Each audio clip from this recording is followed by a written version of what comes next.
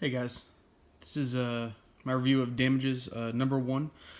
I want to start off by clarifying I haven't been keeping up with Dark Knight Metals or Dark Knight's Metal at all, so I don't know if this is kind of a spin-off of a character that was introduced during that, or if this is kind of just a launching point for like DC's more like grittier uh, like heroes and stuff like that.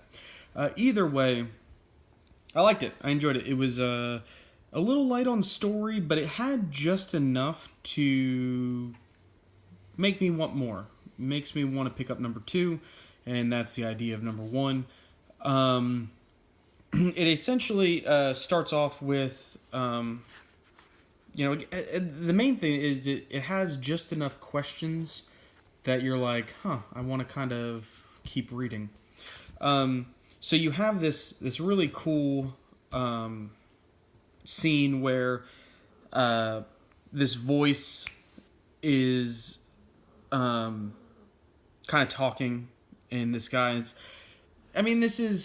kind of very obvious. I won't say a ripoff of Hulk because it is a little bit different where it's not triggered by anger or anything. And a neat factor is there seems to be a time limit for how long Ethan, who is the main character, can stay as Damage, and they kind of show you it's like an hour.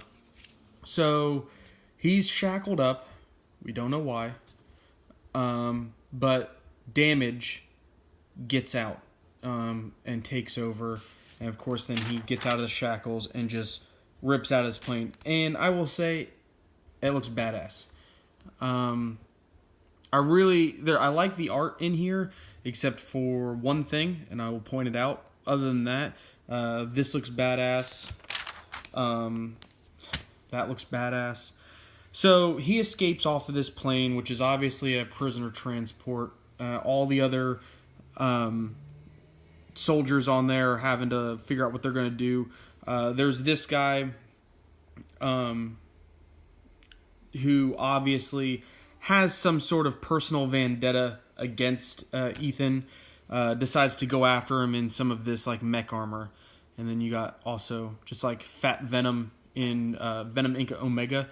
You get Fat Chubby Foot, because that's strength and power right there. Fat Chubby Foot. So the guy comes down, they fight, and it's one of those where, if he can just hold off for an hour, he's going to change back into Ethan, and he can take him into custody. When he sits there, and he's like, I can last all day. You're on the clock. So then, of course, Damage is like, nah, brah.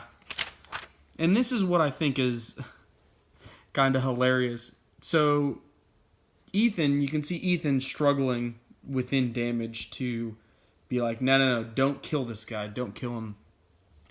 And he's like, no, Ethan, please don't. I know you can hear me in there, Ethan.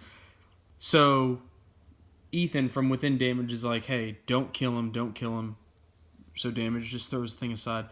And then this dude has the balls to just be like, I know you couldn't finish me. Like, you shouldn't have been chosen to be Damage like I should have. So I'm going to skip. So he's on the run. This is my problem with the art. Again, look, the scenery is so good. But this character, Colonel Jonas, which I assume is a Hispanic woman. She looks Hispanic there. Is drawn three different ways on three different pages. So, she kind of has the Nick Fury look with the scar, the eye patch, whatever. But then here, she looks like an Asian man. And then here, she just looks like a white man. Like, I don't have a problem with there being a female Hispanic woman in power, but draw her consistently and draw her like a woman. Don't draw her like men. Draw her normal. So anyway, there's some neat stuff.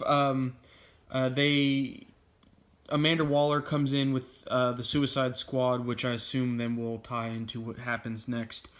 I'm kind of drawn in to see exactly what the backstory of all of this is, why they have this character, and I want to see them flesh him out so he's not just like the DC Hulk. But yeah, no, I liked it. I suggest pick it up, read it, at least give it a shot. If you don't like it, at least you can say you read number 1. But I recommend it. Check it out. Subscribe over here. Watch some more videos. Let me know what you think of this in the comments. Like I said, I like it, but if I'm also if this is an actual like metal tie-in, or not tie-in, but spin-off, let me know. All right, guys. See you later.